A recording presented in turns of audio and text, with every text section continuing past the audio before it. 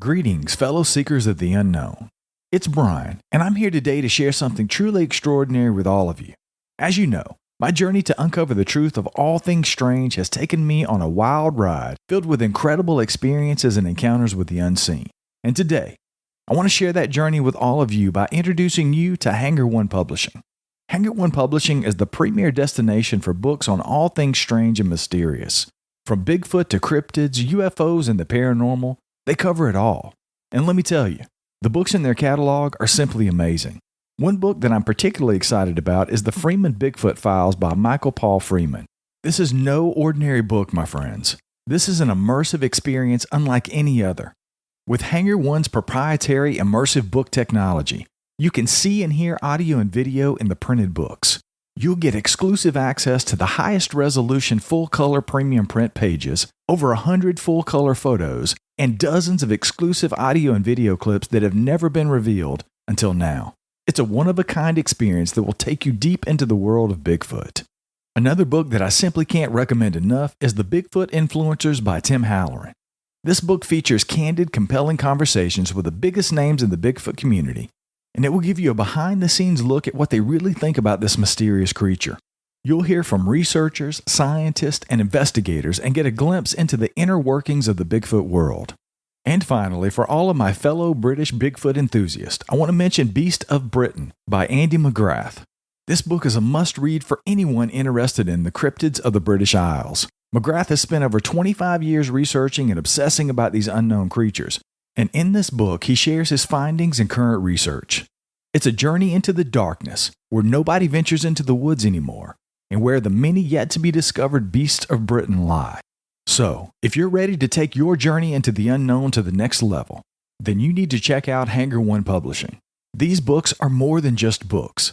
They're gateways into a world of mystery and discovery. And the best part? You can find their entire book catalog at hangaronepublishing.com. So, what are you waiting for? Visit hangaronepublishing.com today and let the journey begin. 911, what are you reporting? I got a strange going on out here. Something just killed my dog. Something killed your dog? My dog went flying through the air over the tree. I don't know how it did it. Okay. Damn it, I'm really confused. All I saw was my dog coming over the fence, and he was dead when she hit the ground. I didn't see any cars. All I saw was my dog coming over the fence.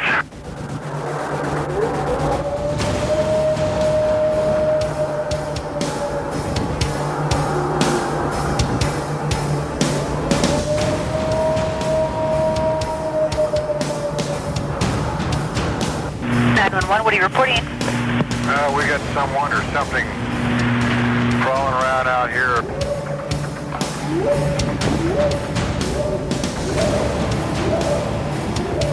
Did you see what it was? It was standing up. I'm out here looking through the window now and I don't see anything. I don't want to go outside. Jesus Christ, you better... Sure. Dia! Hello? Get somebody out here. What's going on now, sir? That son of a bitch is about 6'9", I don't know. Do you see him now, sir? Yes, I'm looking right at him. Uh-oh. Hey there, and thanks so much for joining me for the show. Today I decided to go back and repost episode 347 that originally aired back in August of 2023. I got to sit down and talk to Henry Franzoni, who has been around in Bigfoot research since the early 90s.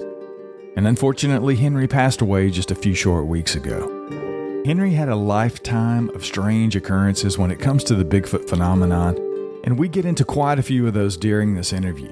Before Henry passed away, he wrote a book called Failing in a Cooler Way: Why I Never Found Bigfoot. The book came out right around the time that I interviewed Henry, and just a week or so after the interview, I went out to the mailbox and I had a signed copy of the book from Henry. It's right here on the desk with me as I record this. If you guys are interested in picking up a copy, just click the link right here in the show notes and you can get yours today.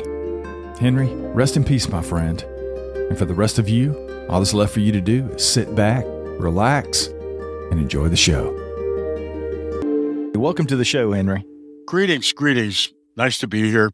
I am glad to have you. So let's get right into it. Let's talk about this Sasquatch thing. First and foremost, you've been doing this for a ton of years, but let's take everybody back to the beginning and tell them what got you interested in the Bigfoot subject in the first place.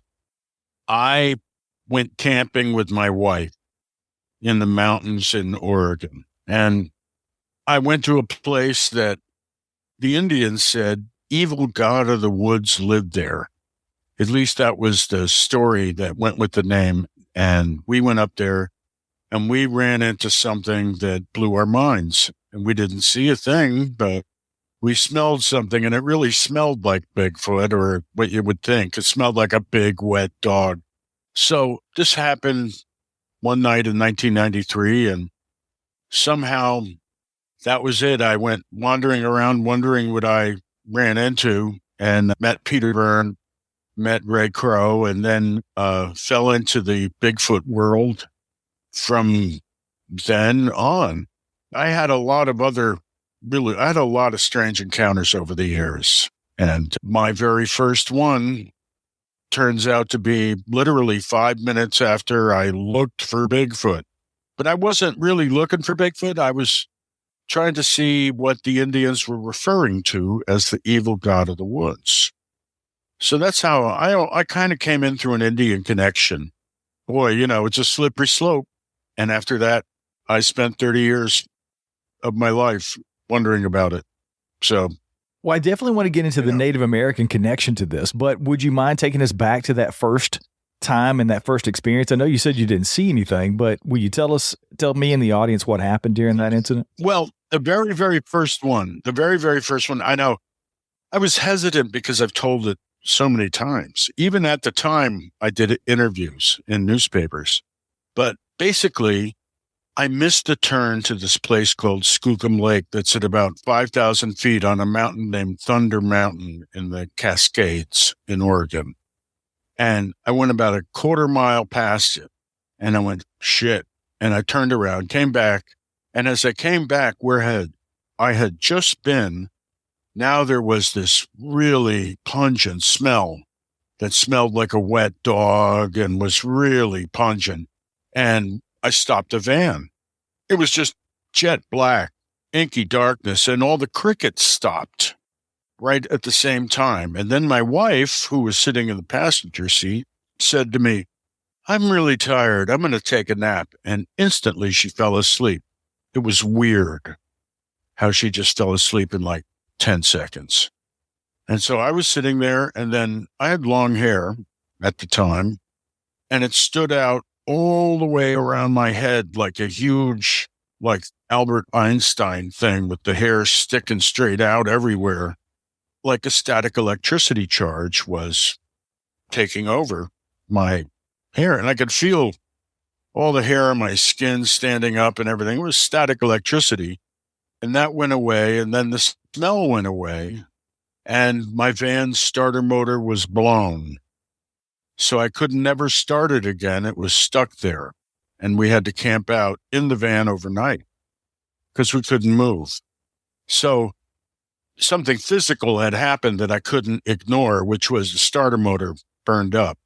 The rest of it, whenever I told anybody at the time, they were like, oh, you're insane, or what drugs were you on? One form of perceptual failure or another was how people thought this was. And usually it was impossible. So therefore I was the one at fault. So after a while, I didn't talk about it much, but that was just the very first moment that I ran into it. And I said, well, I think this is what people call Bigfoot because of the smell. And the crickets seemed to know what it was. And the crickets started up when the smell left. So the whole thing was really, really strange. And I said, geez, if that's what Bigfoot is, maybe he is the evil god of the woods for all I know.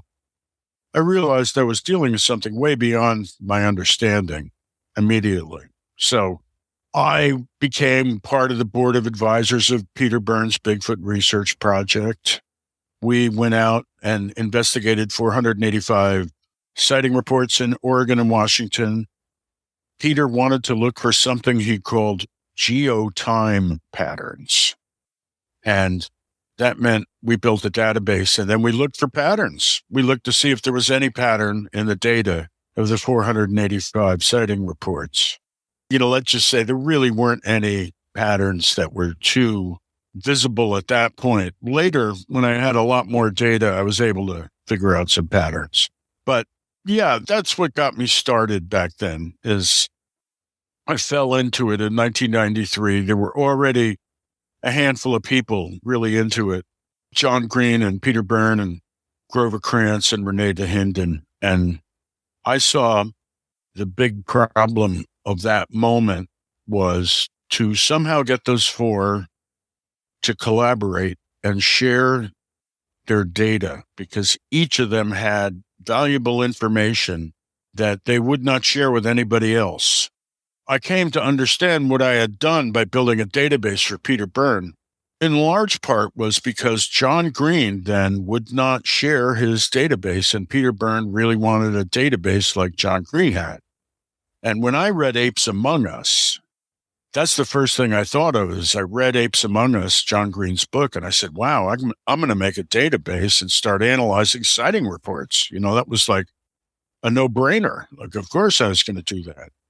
And then one thing led to another, and by 1998, John Green and I were having a meal together in Vancouver, and he looked at me and he said, the one thing this world doesn't need is another Bigfoot researcher. And I said, what? He said, you're to blame for bringing all these Bigfoot researchers and minting them by the thousands by bringing Bigfoot to the internet. And I said, well, you created me because you wrote Apes Among Us. And I said, God, I have to make a database and take it to the web. Wow. Have to do that. So I just thought it was funny thinking back on it now, because I understand now, look what's happened. Yes, you can look around and see the result today.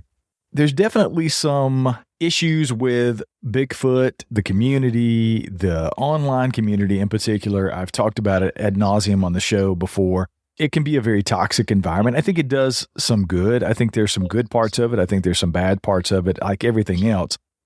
I try to take what I like and leave the rest, basically. Let's talk a little bit about the first couple of things that happened that you were involved in on the internet. Let's talk a little bit about the IVBC. Tell people who may not be familiar with that, what that is, and what was your involvement in that? I created it. I created the very first Bigfoot discussion group online that had people like Matt Moneymaker and Cliff Barrickman were members, and Ron Moorhead and John Green, very same people we're talking about.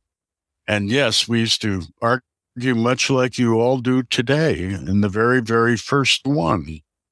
And I was the administrator and person that said, I was a computer geek that said, hey, man, the web, look at these mailing lists, look at these automated mailing list things we can do. Hey, check this out. Let's do this. And so it all sprang out of my head. The whole idea of putting a Bigfoot website together and creating a club around it and saying, hey, let's seek the mystery, and then putting all kinds of recordings and stories and photos on that website and having a discussion group. And so if I had a penny for every website that exists today, I would be rich.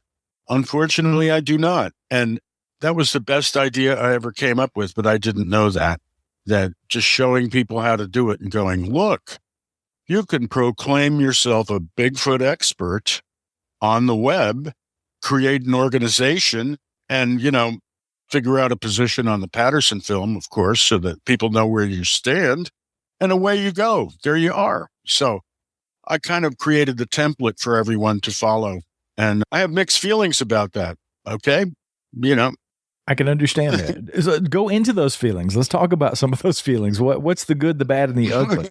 Well, I see it like I encourage it to be like sports, where people treat some people. I mean, I can't really, I don't like saying bad stuff about others. Much like you, I ignore everybody all the time and pay no attention to anything whatsoever online or even in books or anything. I just live in my own world with Bigfoot. That's what it's driven me to over the years is, just complete divorce from it. But on the one hand, it's like sports teams. Everybody, or not everybody, I shouldn't speak so generally. There are camps, there are schools of thought. people aren't really interested in being reasonable. They're both have frameworks of rationalization. They're not actually rational, and they don't want to be reasonable with each other. They each have their checklists, and they each have their sports teams, and they already know what they think, and they basically expect you to confirm what they already know or think or whatever. Stay tuned for more Sasquatch Odyssey. We'll be right back after these messages. And that whole environment, I feel like, oh my God, I had something to do with that. So I kind of feel pretty crappy about that because it's really descended into a sort of a parody of itself. I mean, it was always, those elements were always there. People, but they become so mean and so, well, let's just say, from my perspective, all the different people and sides have a different piece of the puzzle. And I think that I could show them how, if they understood how each of them is missing pieces, they could see how it all fits together, because it all does fit together for me. I mean, honestly, now I have like at least I think I got a beat on it now, which is 30 years of thinking about it. Now, everybody's got to be just like, hey, you got a theory? Throw that theory on the campfire and let's have a marshmallow roast. I mean, really, it's not like I'm hung up on it, but I do think that the dialogues, it was crappy 30 years. It was crappy in the beginning, but it's gotten worse, or it's gotten more, to me, it seems that way. The little that I pay attention to it, I see really hardened positions. And another thing that I sort of started was people should be scientific in their approach, and science is good, and let's use the scientific method. Then I became a scientist for real, and now I'm retired after a 30-year career as a scientist for real, and I see the Bigfooters, and other than a couple of people, I see wannabes. I see a lot of hand-waving and cries of, you must be scientific, with people that have no understanding of what being scientific is. Like, I don't see a lot of science. I see a lot of talk about science, but I don't see any actual science. Not much, let's say. So I'm surprised nothing's really advanced for the community. I feel that I made a lot more progress on my own than the rest of humanity did, just flogging each other online. Well, let's talk a little bit about that. That's something that's been sort of a theme on this show over the last year and a half or so. I've talked about the proverbial ball being on the 5-yard line in Bigfoot research.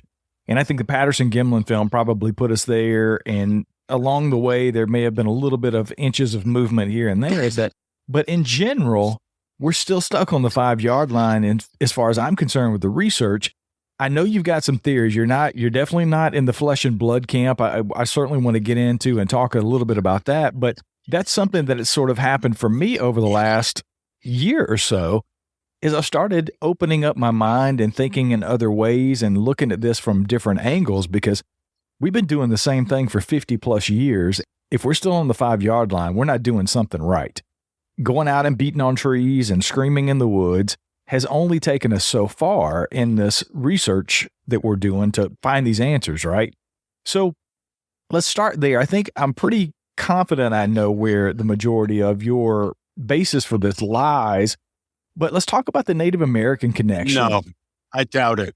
Actually. Well, let's start with the Native American connection and talk a little bit about that basis for you and the knowledge and the experience that you have talking to the Native Americans about Sasquatch in general. Well, where to begin? Where to end? Where to begin? Now, the thing about Native Americans is, boy, you can't generalize. That's the first thing. Generalizing what Native Americans think is a good way to get in real trouble right away. If you take, and my joke is, if you have 10 Indians and you put them in a room, you'll get 11 opinions, because that's how it is. There's individuality that must be taken into account when you're talking about these groups. Everybody's a human individual, and within all the tribes, there's a full range of opinions about everything. ongoing discussions that have gone on forever and ever, whatever. There's a lot going on. So the basic thing is that if I could really stretch it and kind of generalize, across the tribes I'm familiar with, there are spirits such as ancestors. There are spirits such as the Alip-Pilicum, which is the Klickitat words for the people before. Stay tuned for more Sasquatch Odyssey. We'll be right back after these messages. The people before also are referred to as the animal people. They're referred to as a lot of different things, a lot of different names. Ancestors comes up a lot.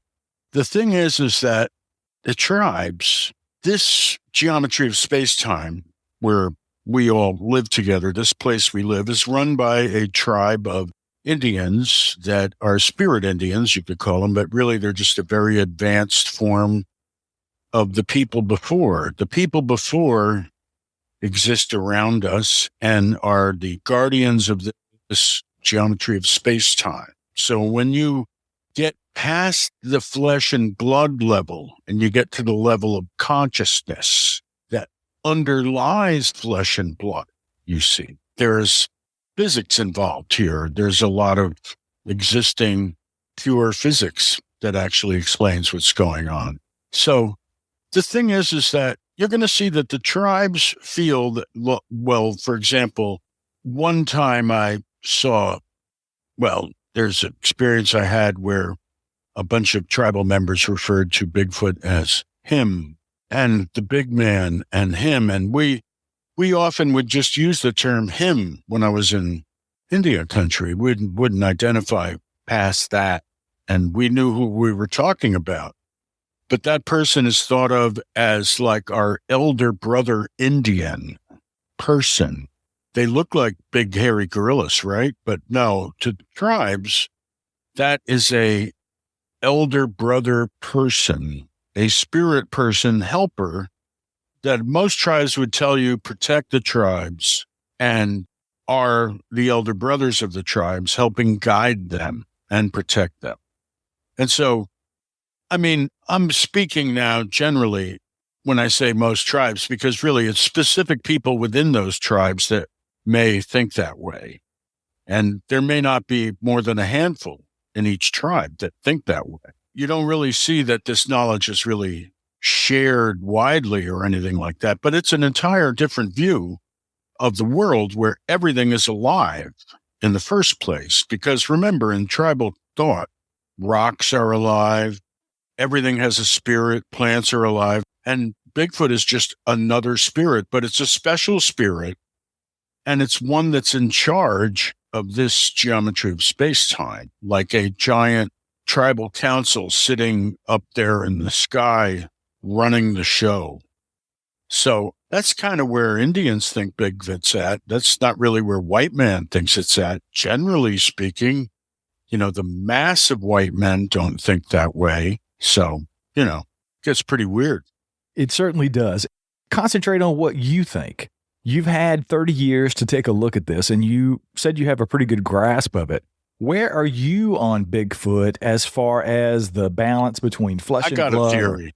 Yeah, let's talk a little bit about your theory. So a biologist looks out there and he sees flesh and blood. He sees predator and prey. He sees the gnashing of teeth. He sees a bloodbath. He sees, if he's fancy, he sees evolution. He sees adaptation. He sees how there is assemblages of creatures and symbiosis and how energy is transferred through food, through the ecological biosphere. And, biologists, though, that's flesh and blood. Flesh and blood guys have a framework. Their framework is usually Carl Linnaeus' taxonomy and DNA, some mixture thereof. In other words, they go, well, for it to be scientifically valid, we must connect it to the tree of life, because then we know where it fit in the tree of life. And therefore, we are scientifically valid, or at least connecting to an existing scientifically valid framework. which is the goal of pretty much all of the scientifically inclined Bigfoot researchers in some way. I mean, I've seen them argue about it for 30 years. So there's other frameworks in science that are very valid. For example, general relativity is seen as also a valid description of our existence, because what we're trying to do here is say, what is existence? If you want to prove Bigfoot exists, you have to define what existence is. So is existence just finding a place in Carl Linnaeus's taxonomy and saying, okay, it exists. I found where it belongs. Is it a place where you examine DNA and you go, I found where this DNA fits into the tree of life. I see the connections between it and everything else. You know, these are ways of showing its flesh and blood valid, let us say. But we also know that physics involves another way of looking at existence, where a physicist looks out there, he doesn't see flesh and blood. He sees 99% empty space and 1% something he doesn't understand. And he goes, what is here? What's here? What's going on? And physics keeps advancing, and they give Nobel Prizes for things like the local reality is false, because they have now proven that nothing exists till you look at it. And they've done actual experiments to prove that theory, that nothing does exist till you look at it. So how do you square that with the flesh and blood thing? Okay. You got to square the two of them together somehow if you want to be scientifically valid in more than one framework or context. And they're certainly both valid contexts. So the way I have approached it is to modify general relativity by actually multiplying both sides by 1/kappa, but that's another story. But the thing is general relativity is, to a physicist, a thing that explains the relationship between the curvature of space-time and the distribution of matter, energy, and momentum. And so the two sides of the equation, one side of the equation is just a geometry of space-time. The other side is the energy and gravity and the energy. And what I'm showing is that by modifying general relativity, you can begin to explain how consciousness underlies the flesh and blood level of reality. There's actually another level underneath flesh and blood that's physical, that physics explains, and it has to do with the connection between consciousness and with the physical world around us. In other words, flesh and blood involves creatures with souls. And so you actually have to understand the physics of how your soul and your body are connected to each other for you to understand how the soul and body of Bigfoot's connected together, because you know it's something like you. It looks like you. Does it have a soul like you? It probably does. Have you ever looked in the eyes of one? Certainly seems like they have a soul when you do. So I don't believe in any paranormal anything. I believe that there is a physics revolution that is beginning now that will unfold through modified general relativity that will enable us all to understand how Bigfoot does things like turn invisible and be telepathic and move through solid matter and teleport and disappear and walk through snow without leaving footprints, etc., etc. So I'm not like any other researcher at this point in time. I'm actually a hard science guy who sees how the weird stuff works. At least I'm going to propose a theory about it, So that's really that's why I was saying, I doubt you really knew what I was thinking in advance, but that's where I've come to after 30 years, is I've been trying to mix all these things together, including explaining Indian lore. And I found that the modified general relativity really gives me the science to understand a lot of the Indian wisdom that I've learned from my adventures in helping out the tribes for the last 30 years as a scientist. So I think that it brings it all together, is what I'm trying to say. So did you start there? Did you start in the flesh and blood camp? Did you start out thinking these things were flesh and blood? And was it some of the experiences that you had over the years? I know you've had some pretty strange experiences. Can you think of a couple that maybe you could share with us that would demonstrate some of these abilities that you've witnessed personally that you've seen that these things can do? Stay tuned for more Sasquatch Odyssey. We'll be right back after these messages. Sure. No, from day one, I was right in the middle because I smelled something in that story I told you that really smelled like a live animal. It smelled like a wet dog. And we all know what a wet dog smells like, but it smelled like a really pungent wet dog. So I was like, man, that's a living creature. Like it had the smell of life, whatever that is. Yet I didn't see anything. So it zapped my starter motor. So I was like, wait a minute, is it flesh and blood or is it like, wow, what the hell is going on? Okay, it's a really good problem how to merge those two sides, because for the very first experience, I was torn in half. I was like, huh? How does that work? How does that possibly reconcile? Like really blown starter motor and stinky smell and crickets, and the whole thing was just too weird for words.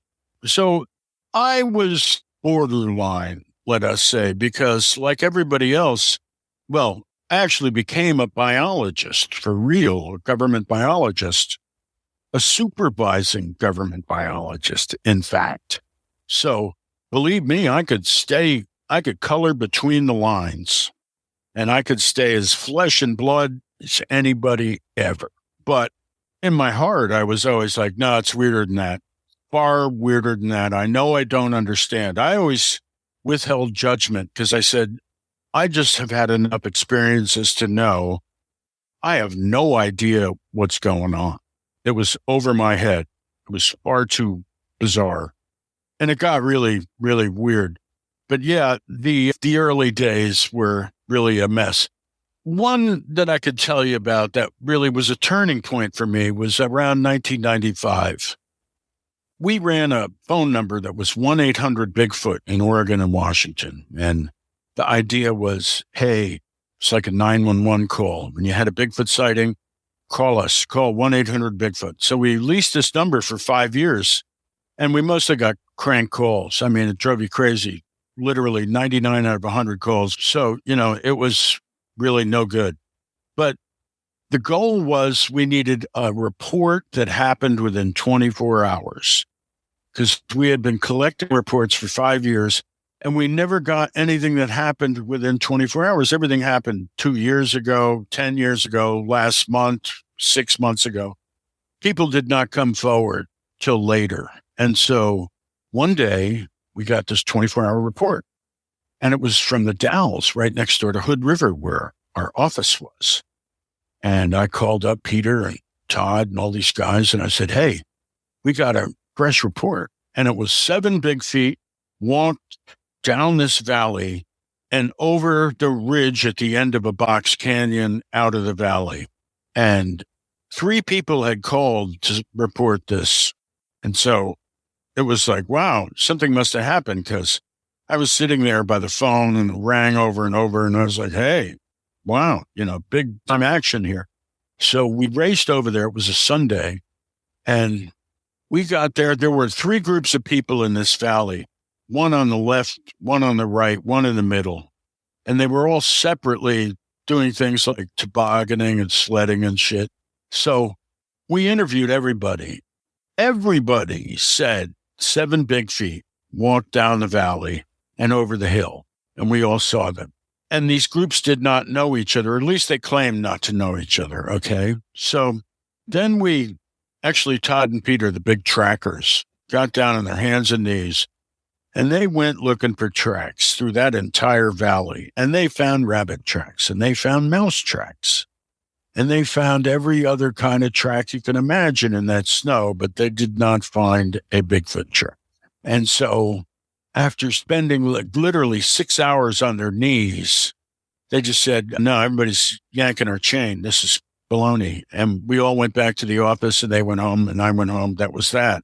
And it went down in the files as that was a mistake. They were all mistaken. That's what Peter and Todd decided, that they were all mistaken. There were no big feet. I was the one weirdo that was like, nah, something else was going on. Those people were shook up and they weren't lying. I believe them. Like I believed the 20 witnesses, right? I was like, wait a minute. Those 20 people have no reason to make this up.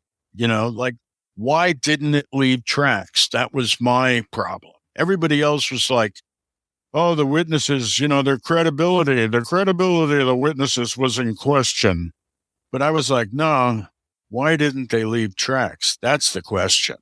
So that's the sort of thing that led me to make physics kind of questions more prominent in my own research. Because I said, there's got to be physics that explains that. That's got to work somehow. That's got to be what happens. Later in life, I found other people that had witnessed the same thing. Some of my tribal friends had told me about Bigfoot walking through the snow, leaving no tracks. So just because they were like 3 or 4 really trusted friends of mine, I said, that's really what happened that day back in 95. And I knew there was something to it. I knew they could walk through snow without leaving tracks, but I still didn't understand how they could do that. So that's why I went off in my direction. I said, well, I'll have to figure out the physics of how they do that. You mentioned some other things that have come up on the show before. I've had Carter Bouchard on. He's written Sasquatch Evidence of an Enigma, and he has interviewed tons of people who have had really strange encounters. One that comes to mind about a gentleman who claimed to be in a cabin, and the hand of a Sasquatch comes through the wall, touches him on the forehead, knocks him unconscious, and he wakes up like 6 or 8 hours later. The cloaking thing is always something that comes up in the community. Matter of fact, I'm a guest on a show tonight, and when I was talking to the host of that show the other day in preparation for that, he was showing me a video that a lady shared with him. I think her name is Barbara Shoup. She's got all these videos of what she claims to be cloaking Bigfoot. I mean, I could see something that looks very much like the Predator movies from the 90s and early 2000s when it's in that cloaking state. Have you yourself witnessed any of that kind of stuff, cloaking, disappearing, or being able to walk through or travel through walls? I mean, is that something that you've experienced? Yeah. What's many times? I'm 10 times. Yeah. I've lost count. Like I've had a Bigfoot, if you would call, I prefer to refer to them as the elliptilicum, the people before, stand next to me, completely invisible, and laugh at me. I've had them invisibly while I was driving my van, come into my van, and on the inside ear that's facing the console in the middle of the truck, someone comes right up to my ear and goes like that, like, hey, and I'm talking about closed windows, moving on a highway. I've had so many whack-ball experiences that, my credibility will be called into question if I tell them all back to back. But yeah, as my dear friend, Bobby Begay, who has passed, told me, they have an agreement with the Creator to remain invisible on this plane of existence. Actually, Bobby was the first fisherman of Celilo Village. So he was an elder of a Yakima Nation sub-tribe. So, yeah, I mean, I could go into details. You guys like the stories. Here's one early on. I had so many weird things happen to me that I made up a law, which is the more you investigate Bigfoot, no matter who you are, it gets weirder and weirder. At the beginning, you can just say, hey, I saw Bigfoot crossing the road. Hey, I knocked on a tree, something knocked. But it just keeps getting weirder and weirder and weirder the deeper you get into it and the further you go. And you will have more and more questions. You don't get answers. You get more questions for a very long time. And yeah, I've cobbled together a theory that I'm like good with these days, but I mean, it's just a theory, right? The thing is, this kid disappears in Oregon at a rest stop. I can't remember, Highway 26, I think it was. he walks off into the woods and a big search party's for him. They can't find the kid. The kid has 3 dogs with him and he's missing for 3 days. They have this huge search team put together. They get the pros, Mount Hood Search and Rescue from around here at that time, just like 1995 also. They assemble an arrest stop and the kid walks into the rest stop and he's 3 years old. And he walks out of the woods right into the rest stop. And they go, whoa, where's the kid been for 3 days? And he's fine. And they go, wow, his dogs must have kept him warm. The 3 dogs gathered around him. And they go, wow, and the kid goes, yeah, the dogs kept me warm. But the big monster showed me where the stream was and where the berries were to eat. Stay tuned for more Sasquatch Odyssey. We'll be right back after these messages. And so all the adults, he says this on TV, and I see it on the Channel 6 News, right? And I'm like, whoa, I know what that means. And of course, the news and all the adults are like, oh, little kids, the stories the little kids tell. Ha, ha, ha, ha. And I'm thinking to myself, no, there's something going on where if a human baby's in genuine need, whoever these creatures are actually have like some compassion and they like help out because they feel it's necessary. So I'm thinking like that and going, wow, something's going on here, So I talked to the tracker, the big time tracker who ran Mount Hood Search and Rescue about his whole thing. Cause I want to find out about what the kid said, right? I'm trying to interview him going, hey, the kid, I want to know what the kid said. I don't care what the adults said. Forget it. What was the kid saying? So he goes, well, no, I got a story for you. He said, I tracked him and sure enough, the kid and the 3 dogs, it was light snow, like 2 inches of snow. So he said there was like a kid and 3 dogs. And then suddenly there were these really big footprints alongside him. And they walked together for quite a while. And then the big footprints turned into deer tracks. And I said, really? He said, yeah, like a shapeshifter. I said, really? He said, yeah. Don't tell anybody I told you that. But that's what I actually saw. And I said, okay, I won't tell anybody. Now, of course, he's dead and I can speak candidly. But that's one of the really strange stories where I investigated that at the time for the Bigfoot Research Project. And I was like, whoa, what's really going on here is way weirder than anybody imagines. And everyone else who investigated it was like, oh, yeah, wow, the dog saved the kid and everybody's good and we're all good. And, and I was like, no, this was really freaking weird. And I became convinced at that point that Bigfoot was a shapeshifter. I was like, well, other people might not know that, but I've seen the hard facts now. I'm like, no, Bigfoot's a shapeshifter. This guy had no reason to, swear me to secrecy and tell me the story. So I was like, yeah, there's a lot of weird stuff like that. I met a really old rancher.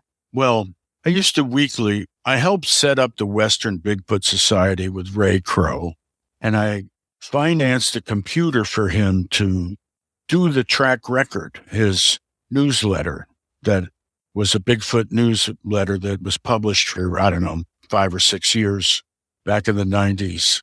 And I used to go weekly to the Western Bigfoot Society meetings, and I would meet the most amazing people in the back of the room that had come to the meetings, but were like too afraid to get up in front of everybody and stuff. And I would mill around and try to talk to the old ladies at the back of the room, go, why are you here? What's happening? So I met this lady who ran a gift shop on the Oregon coast, and she had a friend with back problems, really bad lower back problems, and was going to need surgery. One night, her and her friend came over, and she took her friend to meet her friends. And her friends lived on the hill behind the gift shop on Highway 6 in Oregon on the coast. They went up this hill, and this woman was the woman with the bad back. And her friend said, now don't look, face me and just relax. And so she faced her friend and she felt these hands all over her back and all over up and down her back, rubbing her back and legs. Her back pain went away. And so they had healed her. Her friend said, now don't tell anybody about this. But she had come to the Western Bigfoot Society and thought maybe she would get up and tell people about it. And I said, well, no, I'm glad you told me, though. I said, I find that really interesting. I met another woman who got a brand new Corvette Stingray in 1968 and was speeding up the Spirit Mountain Highway on Mount St. Helens. The first day she had this car, and she just took it right off through a guardrail, off a cliff, and down into a ravine, about 100 feet down a ravine. And she remembers lying all mangled in the car at the bottom of the ravine. She has a memory of it. But the next thing she remembers, the car and her are backed up on the road. She's next to the car on the road, and the car is on the road, and the police come, and they take her away by ambulance, and her life is saved. And she credits Bigfoot with saving her life. Once again, what was illustrated was some kind of concern when a human life is really in need of help. And I thought that was really interesting. But like that, and that's not so, what do I would say, that's not really a woo-woo type story so much, although it's pretty difficult to imagine how they got the car from the bottom of the ravine up 100 feet back onto the road. I mean, it took some serious strength, man. It took something. I would meet so many people when I did the 485 sighting reports that would tell me the wackiest stories. Stay tuned for more Sasquatch Odyssey. We'll be right back after these messages. One family went camping and they found a track and they cast it.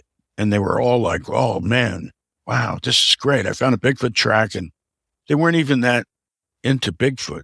But once they found this track, they were just thrilled. And they were all about, oh, Bigfoot's around. So they, of course, were looking all around the campsite for where Bigfoot might be. And they got in their car to drive home. And the car radio suddenly came on and something kept chanting, Chatwa, Chatwa, Chatwa, Chatwa. And the AM radio dial was set to the lowest possible frequency, like below 550 on the AM radio.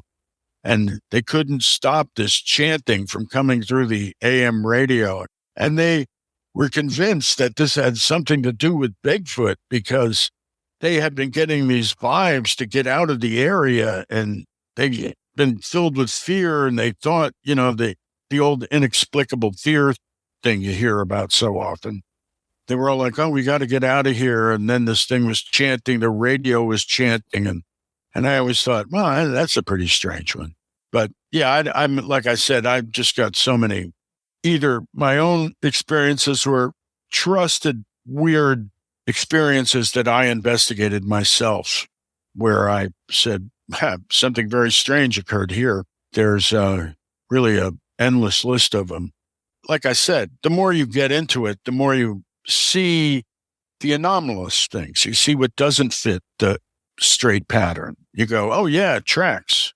But then after you look at enough tracks and you cast enough tracks, you go, there's a weight problem because they're either too deep or they're too shallow, or there's too few.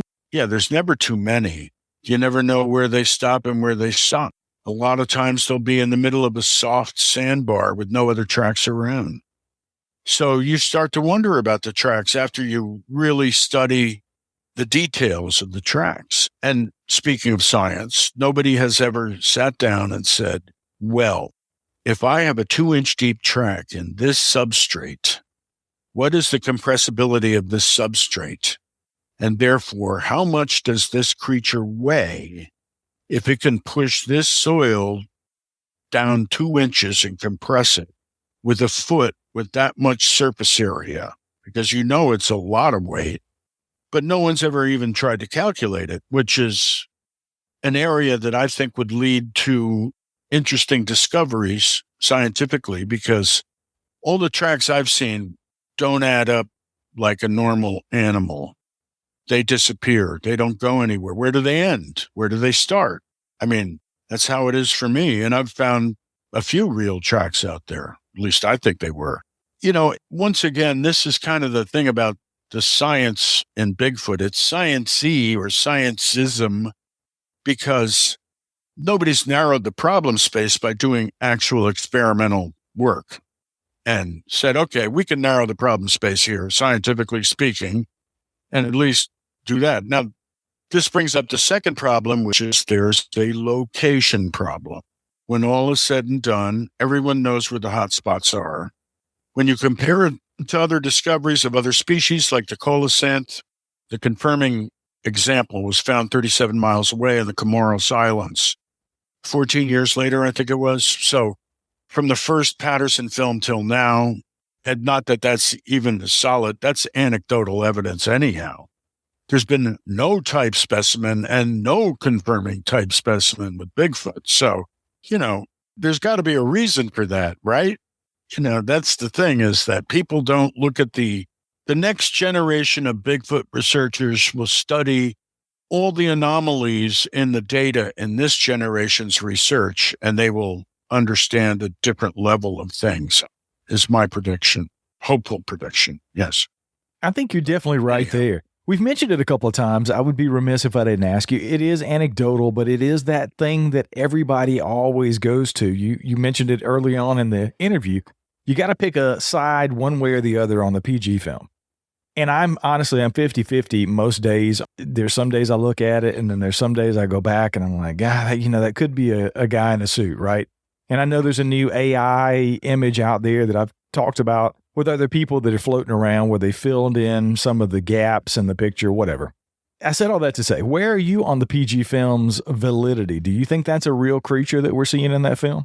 You probably don't realize I published a paper in 1998 named Towards a Resolution of the Bigfoot Phenomenon, where we spent $500,000 to, in fact, investigate the Patterson film and hire scientists to prove it was a hoax or a guy in a gorilla suit. And Jeff Glickman and the Botech led up the whole scientific research thing, and we went through the whole banana. And I got a copy of the Patterson film from Patty Patterson. I paid her $20,000 to digitize the only remaining first generation copy of the film from her safety deposit box. Took it to Turner Network Studios digitizing facility in New Jersey, digitized the film at an incredible resolution, stabilized it 20 years before the rest of you, did all this research into the different photo emulsion layers of red, green, and blue, and looked at the Patterson film in each one of those layers. I mean, bottom line is, and this is where I think common sense has to take people by the hand and show them that this left brain stuff is really getting carried away. Patterson film is really of a limited use because if you look at the Bigfoot phenomenon as a logic problem, there's 4 possible origins for the Bigfoot phenomenon. And that is, the phenomenon is people keep saying they see this giant, people find these tracks, they find hair samples, they hear these knocks, right? I mean, that's the Bigfoot phenomenon. It's all these stories and some tracks and some samples. So there's 4 things that could possibly cause it, right? You could have a misidentified animal like a bear. You could have a hoax, a guy in a gorilla suit. You could have a mass hallucination where everybody just wants to believe in a Bigfoot. Or you could actually have sightings of an uncatalogued animal. That's number 4. And so the Patterson film eliminates 2 of those 4 possibilities. You know it isn't a guy in a gorilla suit. That doesn't add up. And you know that it's not a mass hallucination. Wait, let me take that back. You know it's not a mass hallucination. It really gets down to it's either a hoax or an uncatalogued animal. And so the Patterson film forces you to narrow down the possibilities to those 2 That's what it's good for. Thanks to the Patterson film, we know it's either a hoax or it's a real animal. That's all we know from the Patterson film. That's all we will ever know from the Patterson film. That's where I say common sense has to take charge. Let it go. How about doing some other research, you guys, after 60 years of poring over this thing? I blew $500,000 on it, all right? You know what happened in my Patterson film study? Everybody ignored it. They pretended like it was never done. They reinvented the wheel. Everybody went out and did the same thing all over again, over and over and over. All the conclusions we reached back in our 1998 paper, they suddenly rediscovered over and over and over. It was completely ignored by everybody, all the Bigfoot researchers and all the real scientists. So I learned my lesson with the Patterson film, which is that, yeah, okay, you can learn something from the Patterson film, whether it's a hoax or a real animal is basically you get down to those. And then you got to take it from there and leave the Patterson film because you're never going to figure out from the Patterson film whether it's a hoax or a real animal. I mean, we've been trying for 60 years. Maybe we will figure it out one day, but I don't think it's worth the return on investment. I can speak to that, having invested so much. So I'm like, no, it's time to move on, find something else to study. One of the things that we concluded at the very end of our paper was that one of the best things you could do was to get all the Bigfoot artifacts that were floating around out there, like the Patterson film, and get it under curation so that future researchers would have access to the data and would have access to the first copy of the Patterson film. The original's gone, but you can still get a copy of the first copy and preserve it for future generations to study because we couldn't get to the end. We couldn't prove it was a guy in a gorilla suit, nor could we therefore prove it was any flesh and blood thing either. Yeah, I totally have to, in the end, after all those words, I'm in the same place you were. Who knows? 50-50. 500,000 poorer, 50-50. Okay. Yeah. Well, I'm glad I didn't spend $500,000 to get to my 50-50. Yeah, really. It's not worth it. I hope I saved you the money. So I guess the last word is this. Every time I do a show like this and it goes outside of the flesh and blood camp, I always get emails. I get people sending me messages saying, that guy was full of shit. That story's not true. I know you well enough to know that you don't give a shit what other people think. So I'll give you the last word on where you are, where you've gotten to, your hypothesis on, your theory on this Bigfoot thing. Is there anything that you would leave as far as parting words? You stepped away from this for almost 30 years, and here you are back on the scene. For all of us that are in this for, just a blip on the map, basically, compared to how much time you've given the subject, is there any advice for anybody that's listening that is into this subject and they want to take it seriously and do some research? Is there any last words for them that you would leave to them as the generation coming up that's going to be looking at all this data that we've talked about? Question everything. Why? No, I'm just being an asshole. My advice is follow your intuition and ignore all these assholes. Instead, think about Chewbacca. Yeah, that'll get you closer. Yeah, there you go. That's my advice for the kids. You're right. I don't really care anymore about other people's opinions tremendously. It's one of the most fascinating subjects ever, I would have to say.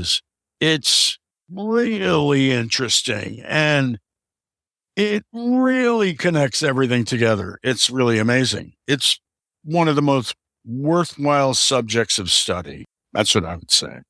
Well, there you heard it, folks. Henry Franzoni, thanks so much for coming on the show. I've had a blast talking to you, and I really appreciate you sharing your stories and your perspectives. Yes, happy to. I'm glad you like stories. Yeah, generally speaking, I should pump my book one last sec. I'm publishing a book called Failing in a Cooler Way, How I Failed to Find Bigfoot. That's the name of it. And it's an ironic title because I think I actually have found it. But that's for you to decide. They say